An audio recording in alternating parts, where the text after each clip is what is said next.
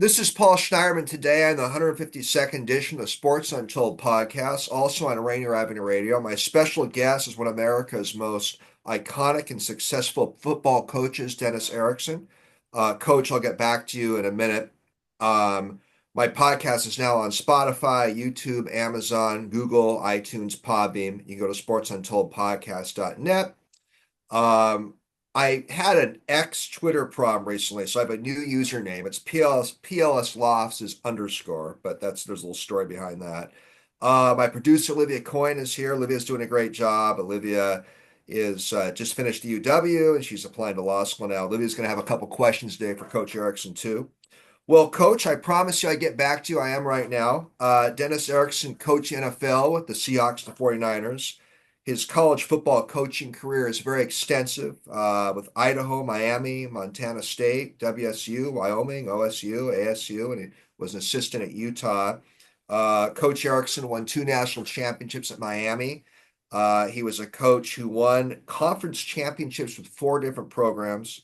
There's a big coaching tree with Coach Erickson. He's worked with many coaches. One of them is a friend of mine, Greg Olson, one of Coach Erickson's proteges. Greg is now with the Raiders. Greg was a guest on my show a couple of years ago, where he's a friend of mine.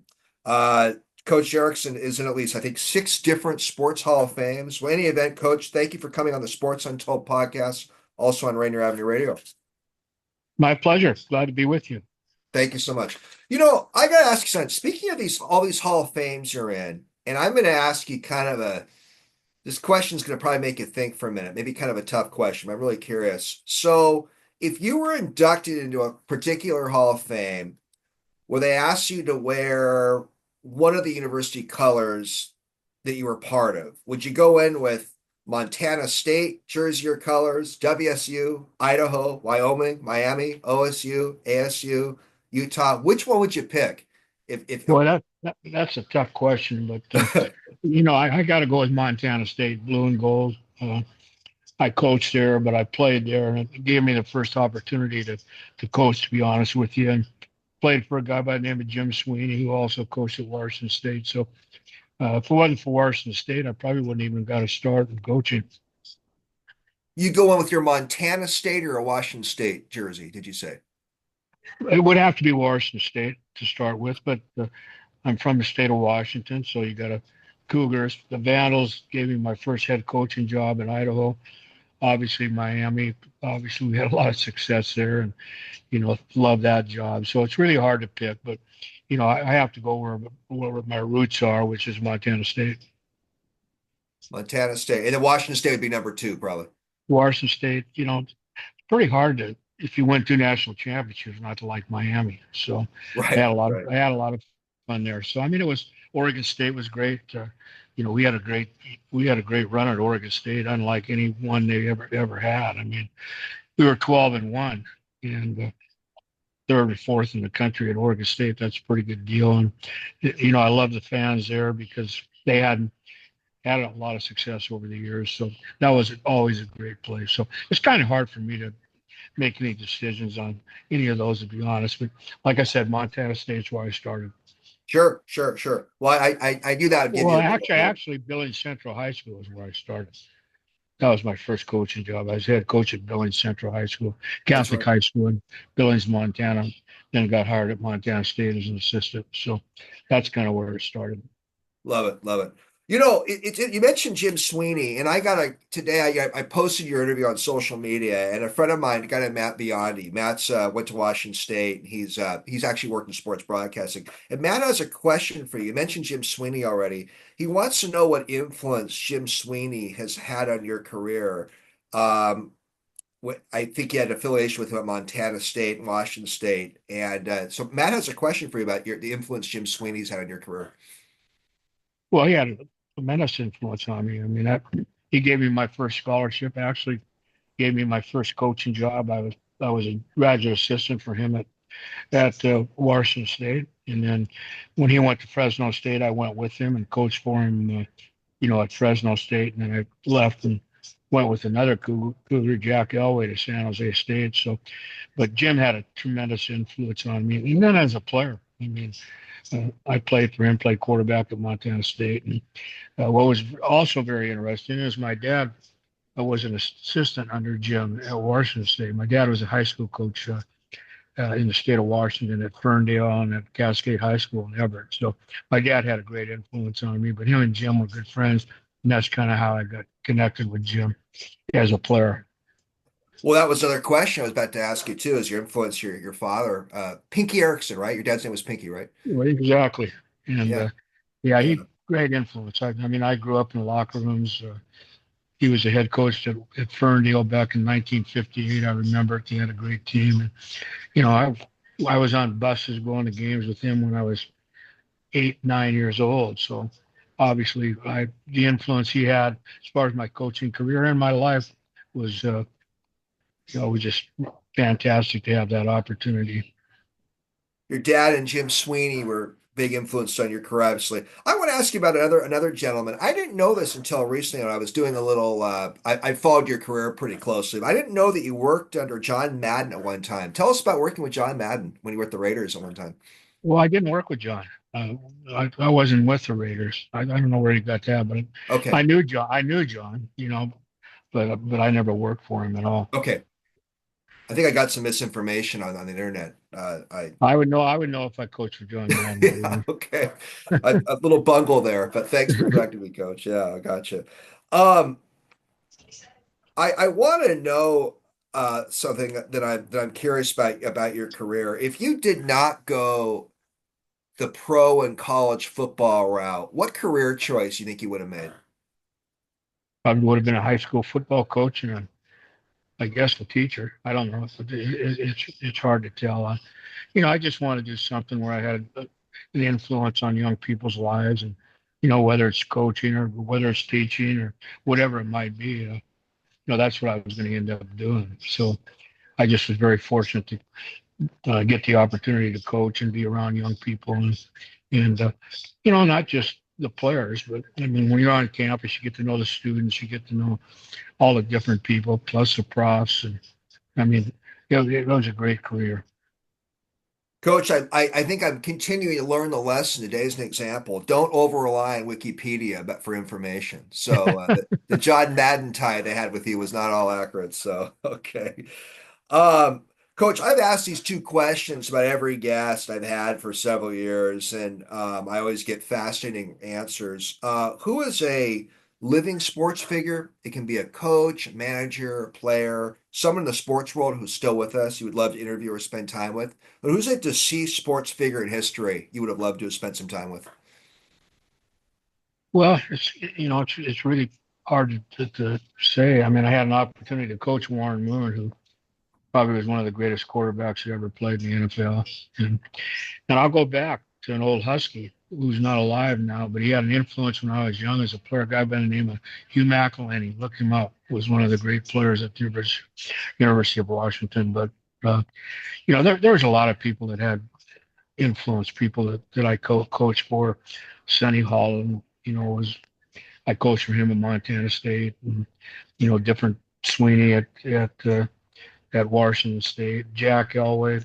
Uh, John Elway's father at San Jose State, and he was at Washington State when I was a GA.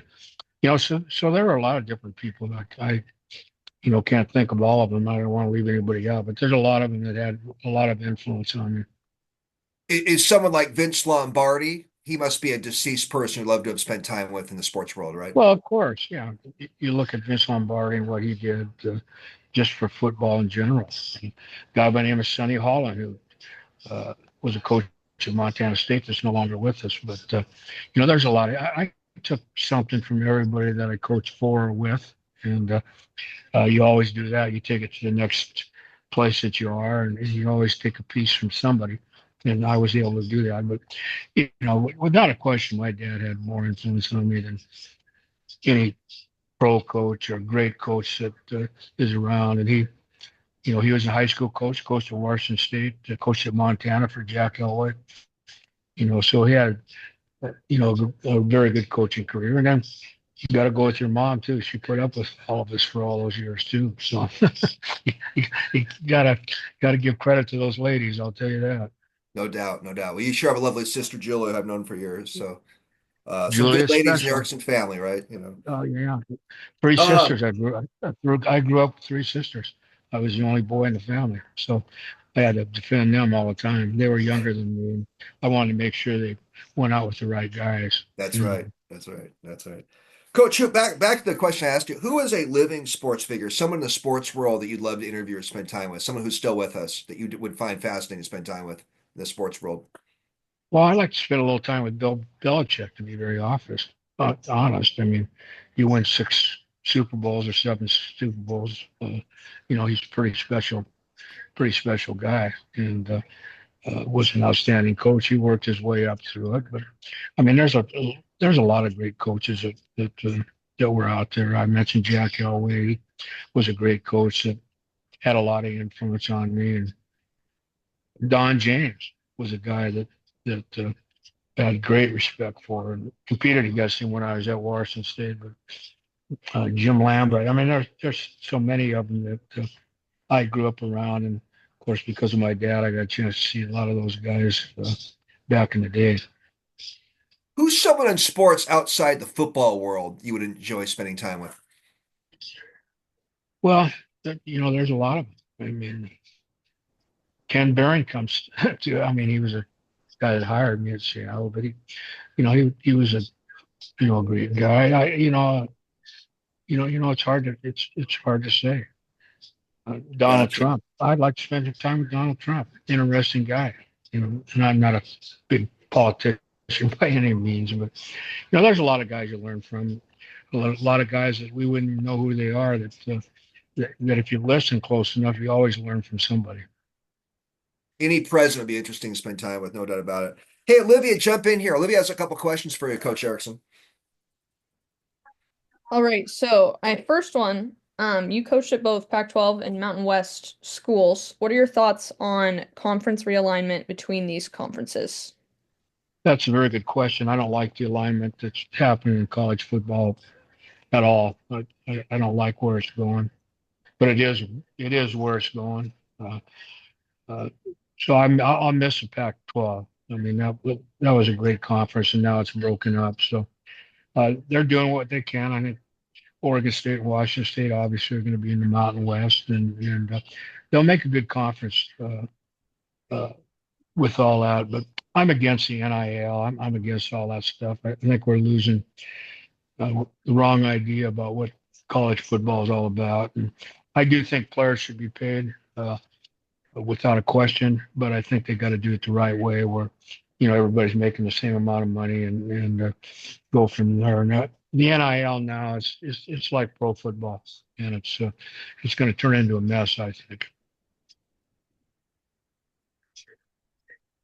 My Olivia, next, do you have another question for the coach?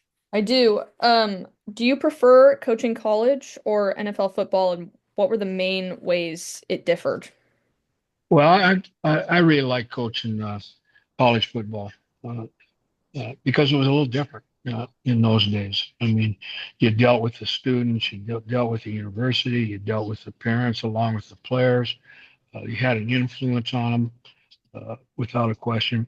Football is different. It's a job. I mean, if the guy's not a good player or he makes mistakes, you cut him. And it's all about money. That's why I'm scared college football is going that way. But that's a difference. And I enjoyed my time in college football way more than the National Football League. Thanks, Olivia. Coach, what's your take on this whole transfer portal these days? I don't like it at all. I think there are going to be people who are going to transfer. They're going to be at one school and aren't playing, and then they'll want an opportunity to play. But now, one year, if they're not playing, they can go play someplace else. That's not how it's supposed to be. I mean, you're supposed to play juniors and seniors. They're supposed to grow up through programs, both academically and football wise. And it's college football is pro football now. It's even better because you're a free agent every day. In college football, you can go any place you want after one year. So to me, that's not what it's supposed to be about. It's supposed to be about team and winning and doing those types of things together. But now, if you don't like it, you can leave. And to me, that's not what it's all about. Coach, let me play devil's advocate for a moment. What do you think of the argument that it's a freedom of movement issue? the kid wants to change schools, let him change schools. Well, I think you can change schools, but you can only do it once. I mean, you always had the opportunity to change schools, and but now you can do it 5 times. Give me a break. I mean, that's not what we're trying to teach, and it's all about money. So you got a guy that's playing, he's making 100,000 at one school, somebody else comes in and gives him 200,000. He's going to leave, and he should leave. I'd leave if I was him too, but that's not what it's about to me, and I don't like it. I guess I'm old school, but I don't, I don't like it. You can redshirt. You're not playing or you're not getting the opportunity at one school. You can always transfer out to another one. If it takes you 5 schools to figure out what you want to do, something's wrong. The people I talk to, coach of your era, who worked in college sports, most do not like it, the transfer portal and all that. So you're not alone. Well, I mean, it drives people out of culture. Look at Nick Saban. He said, "Screw it. I'm not going to deal with this stuff." One of the greatest coaches ever in college football. Why put up with it? And to me, it's not right. And it's not about being against the players. The players get an opportunity. I can see what they're doing. It's against whoever's making the rule, the presidents or the athletic directors or whoever is making that decision. I think it's wrong. Appreciate your perspective. Yeah, you definitely have an expert witness perspective on this stuff for sure. Well, coach, quick change of subject. Here's a light question for you. Do you have a favorite sports movie? The Natural With Robert baseball. Redford. You bet. It's a great one. Great one. Loved it. Loved it. Loved it. Love it. I just watched The Longest Yard with Burt Reynolds the other day for the second time. Well, that's one of my favorites too. I mean, Yeah. Yeah. Yeah. you can't leave that out. There's so many of them, and the old Newt Rockney story. I mean, there's just a lot of old movies that were fun to watch. Four Horsemen. I mean, a lot of them out there. I try to watch as many of them as I can. Wasn't Baseball. President Reagan in the Newt Rockney movie? I think Yes, he he was, was. wasn't He he? was Yeah. Yeah. the But Gipper. He was a Gipper. the Gipper, that's right. That's right. Coach, I want to ask you about your University of Miami years, and you were there from 89 to 94. Was it, I had Mark Pattison on my show a couple years ago, the former Husky, played for the Raiders. Mark said that playing for the LA Raiders in the 80s was football heaven. Was coaching at University of Miami in the late 80s, early 90s, was that football heaven, coach? It was fun. Yeah, I mean, you had good players, but the thing that people don't realize, I mean, those players, they were talented, but they loved the game, and they loved practicing, and they loved playing. It was that's the biggest thing that jumped out at me. Not only were they good, but they just loved playing. And you hear all these things about the Miami players and getting in trouble, and there's nothing further from the truth than that. They went to class, they did good things. Now, one thing they did do, and I learned from them, they did celebrate when they won. They had a pretty dang good time. I kind of got into it myself. A lot of fun. And that was quite an era in Miami. You think of the Miami Vice era in the 80s and 90s and all that, Oh but yeah, it's unbelievable. And living down there but being around the players I learned as much from them as they learned from me. So it was a lot of fun. a big debate among football fans is who would have won that hypothetical game between the 91 Miami team and the 91 UW team. And my last guest and I talked about Chuck Todd, formerly Meet the Press. He's grew up in Miami. He's a big University of Miami fan. You actually came up on the last show I had. And Chuck says he's just not sure who would have won that game. Who was a better team that year, and who do you think would have won the January '92 national championship game between Washington and Miami? Well, who do you think I thought was going to win? I think you're going to say Miami. Without a question. That'd have been a hell of a game, boy. I'm going to tell you what, Washington was good. Steve Atman, I mean, they had some really good players, and he had to block Ray Lewis. I mean, it would have been a heck of a football game. There'd been a lot. Probably, if we played, there'd probably be 20, 21 first, second, third round picks on the field. That's how good the talent was with both those teams. So flip a coin. I think we would have won, but I'm sure everybody in Seattle thinks they would have won. So I can't win that argument. They won't let me. Tell me, They won't let Coach. me back in the town. You have your Western Washington roots though too. Yeah. Oh, that's right. Coach, tell me kind of give me a little more football minutia. Tell me why you think Miami was a slightly better team than Washington that year, that 91 team. What did you I think guys have that was maybe a little better than what the Huskies had? we had a lot of skill. We had a lot of speed, uh, and we were really good on defense. Really good on defense, as they were. Yeah. But we had a lot of skill on offense, and I think that probably would have made a difference. But they were talented too. I mean, I'm trying to think back, who their quarterback was, but I'll tell you, we had so much talent, so much speed on both sides of the football, and that's Miami. That's what it was all about. And I think that would have been the difference. Uh, Again, they were physical, so I mean, who knows?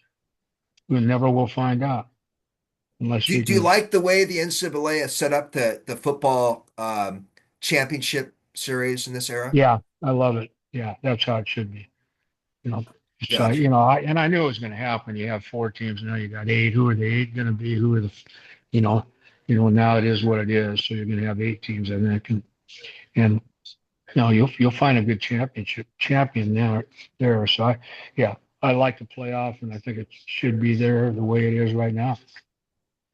Yeah, you guys were really fast at 91 Miami team. Remember that? A lot of Yeah, speedsters, huh? yeah, we did. We had a lot of speed. We had dang near as much speed as I saw in the NFL when I went to that league. So it was yeah, very fast, both undefeated. I mean, it's hard to go undefeated, regardless. So it would have been a game of the history of college football if it was played. What my friend of mine named Damon Jones, I'm going to ask this question. Damon's a big football fan, and he wants to know how that 2000 Oregon State team ranks among the great teams that you coach in a long coaching career. For the listeners, Oregon State beat Notre Dame in the Fiesta Bowl that year, and Oregon State shared the Pac-10 title with Washington, Oregon. You had like two great wide receivers and Chad Johnson and TJ Houshmandzadeh. Was that one of your favorite teams, that 2000 Oregon State team? Might have been my favorite, without a question. I mean, you take a program like Oregon State, which had some success, but we were able to get there in the second year. We lost to the Huskies in Seattle, and that's the only game we lost. And at Oregon State, that was unbelievable. And I think if we had a playoff, we had a pretty good chance to win the national championship. That's how good that team was. And the thing that we were able to do there is we were able to bring some junior college players in there. The two of them you mentioned, that were pretty good. Then we had Steven Jackson, played in the league for a long time, and Richard Ziegler and Nick Barnett. Those guys all played in the National Football League. So, it was a special team. It really was. We had a lot of talent. Uh, by far the best team that Oregon State has ever had, in my opinion. Well, I think which is a fan, coach, I think what you did with the Oregon State program is pretty amazing because that team was really in trouble in the 80s and good chunk of the 90s. That was quite a turnaround effort. Yeah, it really was. Probably one of the biggest turnarounds in college football. And obviously the biggest turnaround that I was ever involved in. When I went to Miami, it was ready made. Jimmy had been there and Howard and had good players. But when we went to Oregon State, it wasn't quite like that. We had to get some players, and we were able to do that. But as I go back in my career, that season might have been the best I've ever been involved in coaching wise. The 2000 season. Yes, Yeah, yes, yeah, that was. without a I was at question. that Washington game when Washington beat you guys by 3 points. That was an incredible game. I know it was a Yeah, tough. that was it. After the football game, we had our chances, couldn't take advantage of it. Like to play them again, but they were awfully good. But and then the bowl game was against Notre Dame. Probably was the most fun I've had in a long time. Beating them and Beat beating them Notre pretty good. Dame. Yeah, yeah. Well, I like to get my listeners involved in the show. I have a cousin named Robert Freeman who lives in the back east, and he's a University of Miami graduate. He wanted to tell me that he appreciates the work you did at Miami. So he's a big Miami fan, Tell them so thank you. graduate. So you coached the Seahawks from 95 through 98, and I'm a Seattle guy and a Seahawks fan. And you had some pretty good teams, and you ended with about a 500 record. And during that era, the Seahawks owner, Ken Behring, was trying to move the Seahawks, and the future of the franchise is way up in the air. There was that 97 vote when Paul Allen purchased the option to buy the team. Did these off the field issues, coach, affect the game days at all? A little bit. I mean, you're dealing with that all the time. I mean, the first 3 years it didn't really affect us a lot, but then when the ownership changed, there was always a question of what was going to happen that last year that we were there. We were pretty good that last year. We had Warren Moon and some guys that were pretty good. So yeah, it was a tough situation. I thought we really made that franchise way better than when we got it, and wish we would have had an opportunity to finish that thing. We didn't, but that's pro football and college football anymore. But yeah, we got it turned around, and they decided to. And it wasn't Paul. Paul really wasn't involved in it. Whitsitt was a guy, and he's a basketball guy. He didn't know anything about football. But anyway, they made a decision to make a coaching change, and that's part of it. And then Holmgren came in with the group that we had there and won some football games. So it turned out good for them. And to be very honest with you, I had the opportunity to go to Oregon State after that. So it worked out for everybody. But the fans in Seattle deserve to have a good football program in the NFL, and they did.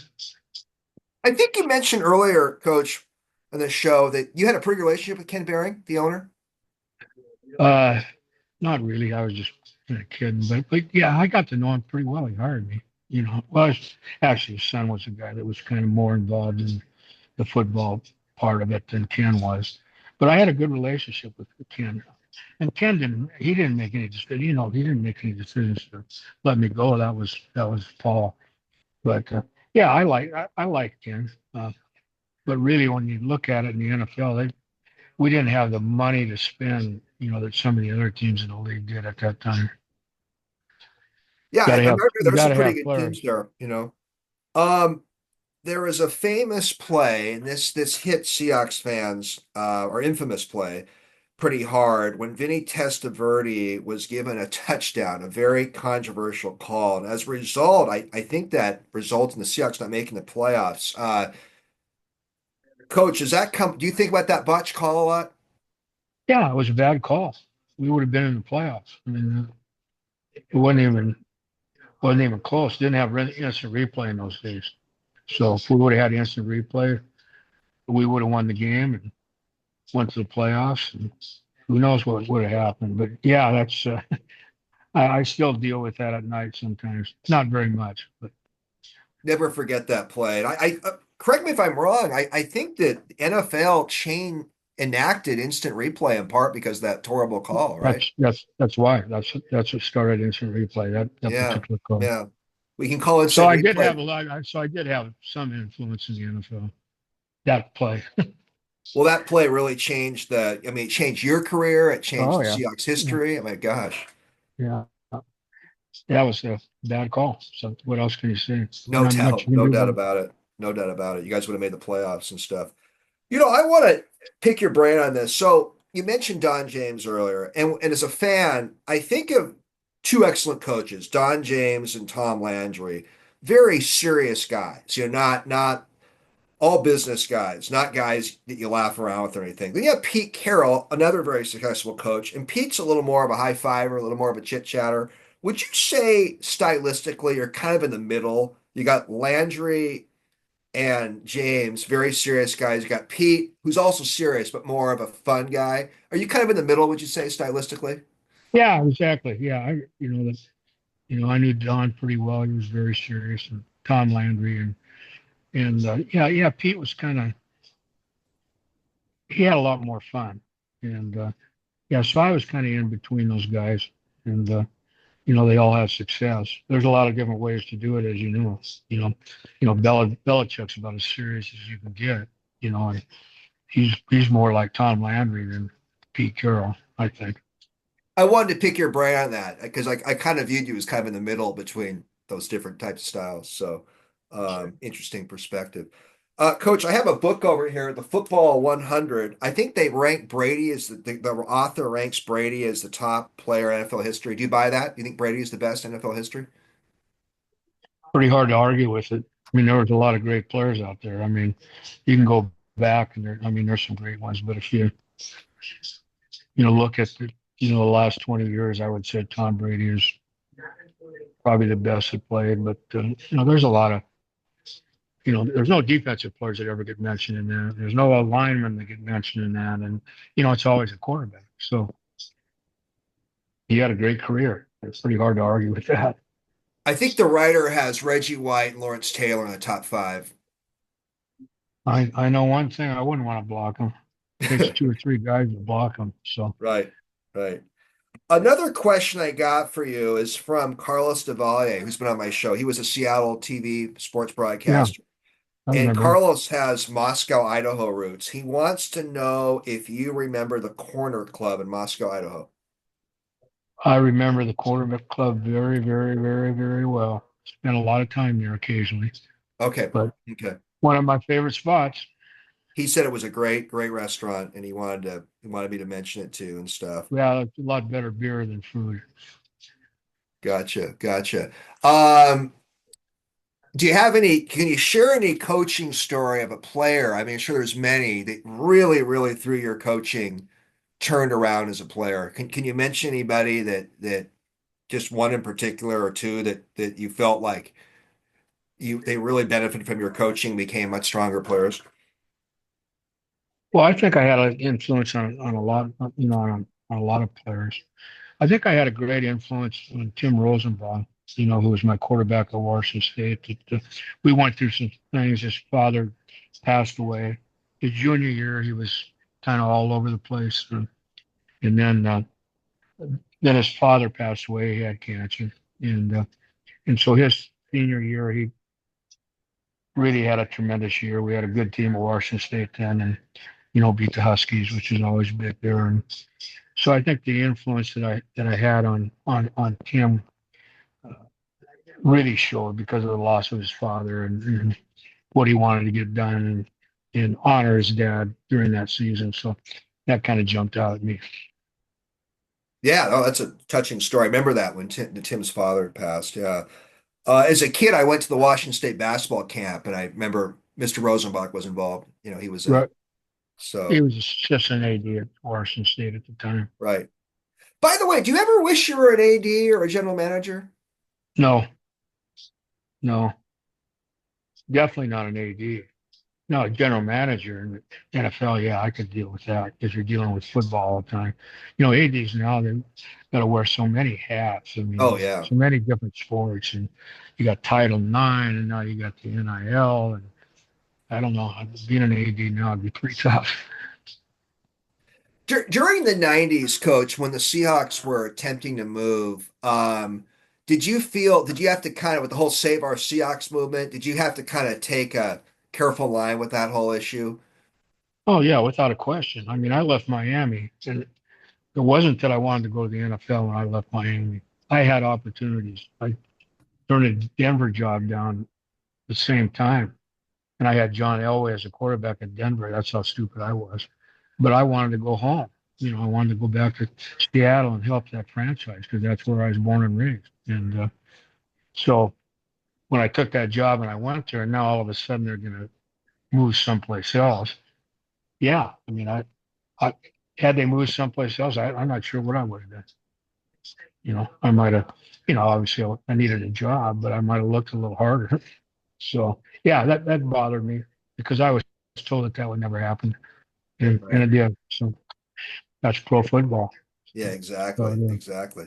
What's something, coach, that you know now in your 70s that maybe you didn't recognize as a younger coach? Are there is like I guess there's like what are a couple things you've learned along the road that maybe you didn't quite know as well as a younger coach? Well, I think the older you get uh, and you're around it a little bit more, you know what's going on, so you handle the players a little bit differently. Maybe I wasn't a screamer or a yeller at all. Uh, But as I got older, I kind of sat back and listened to the players a little bit more, particularly in the NFL. That you learned a lot of things from the players. In college, you had all the answers at a young age. And as I got into the NFL and in college later, I listened to their ideas, and they had a hell of a lot of better ideas than I did a lot of times. So, that's probably the biggest thing. You kind of change your personality and what's the best way to win. I mean, how you treat players is a key, and you got to make sure you treat them the same way, but you still got to see who you're dealing with because they all take it a little bit differently. It's about motivation. And sometimes it's a little harder to motivate uh, in college than the NFL because in the NFL, they're making money. And if you don't play well, you're going to cut them. In college, it's different. I mean, you're dealing with their parents, you're dealing with their girlfriends, you're dealing with uh, a lot of different things. So the father figure is more important in college than the NFL because those players, once they get in the NFL and get paid, they don't care. They just want to win and make money. Good It's a deal. job. College is different.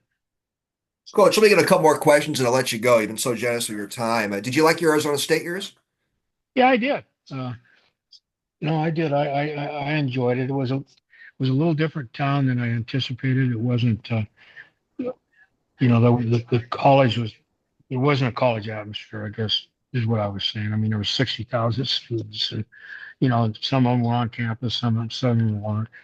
And but yeah, I liked it. I liked the people down there. Thought if we had one more year, we had things going. We won early. Won first couple 3 years I was there, and but it just didn't work out. But I liked Arizona State. I liked the town. It was growing, and but we started the first couple 3 years there. We were pretty darn good, so we filled it up, and then we had a bad year, and those things changed a little bit. But that's football. Well, what's in the future for you, Coach? Well, I'm living in Coeur d'Alene, Idaho. I'm looking outside at the lake. Gonna put my boat in here pretty quick. May go fishing this afternoon. Great. I'm not sure. But no, really, what I do, my son coaches at the University of Montana, and so I go to different schools. So I go to Washington State, I go to Oregon State during the season, during watch games, or I'll go during spring ball. And so I spend quite a bit of time going to places that I've been before and watch them practice and talk with the coaches. So I spend a lot of time doing that. So and it's fun because I can second guess everybody in the world just like they did me when I was coaching. But I don't. Well, it's But neat your son's coaching now too. And boy, on every university you've been, just put you in their Hall of Fame. So you obviously did something right at those schools, So well, it was a lot of fun. I had some great opportunities and worked with some great coaches. Very fortunate to have great coaching staff every place I've been, and had a lot of fun with all with all the players, and learned a lot from them. And I hope they learned a lot from me. But I was fortunate. I was blessed to be in college football that long. It has a lot well, of great memories. well, what a thank you so much for doing this, Coach. What a lot of fun. I'll tell our mutual friend Greg Olson that you say Yeah, hello. well, I tell him I'm will. Chuck. I will. Good Tell him guy. I'm, tell him I'm checking him out. Make sure he. I will. I will. Well, what? Okay. Thanks for doing this. A lot of You bet. fun and a great. I'll have you say goodbye to Olivia.